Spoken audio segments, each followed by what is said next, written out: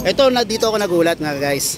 Mga boy, may mga picture siya rito. Katibayan po na si Kuya Bobot ay pinagkakatiwalaan po ng mga customer niya, mga buyer niya ng mga Shih Tzu. Ayan po, napakarami oh. Napakarami oh. Ayan po. Ayan oh. Yan po ibig sabihin yan. Yan, kaya legit na legit po si Kuya Bobot.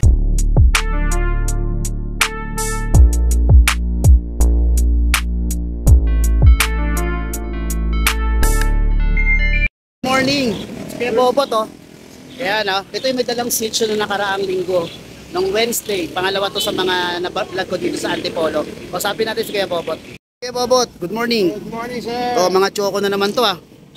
Yung sa ilang dala mo, 4 naman. 3 female, 1 male. Yun, 3 female, 1 male. Nung nakaraan, 2 male, ay 2 female. Isang male. Oo, yan. Ayan, ang ganda. Ilang buwan na to?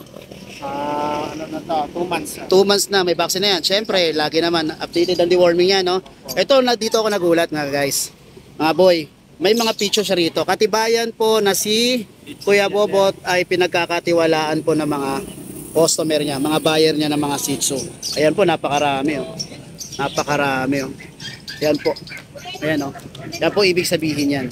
Yan, kaya legit na legit po si Kuya Bobot. Kuya Bobot, magkano ano mo dyan? Ito, female 5'8". 5'8". 5'8", opo. Tapos Male, ang male 5'5". 5'5", okay. Dalhin ko na ba yung yung Facebook account mo? Antonio Segovia. Antonio Segovia. Tapos contact number mo po? 0943-4519-404. O, doon sa FB mo, ano yung profile mo doon, picture? Antonio Segovia lang. Antonio Segovia, sige. Okay, kontakin na lang po ninyo sa number na binanggit po ninyo.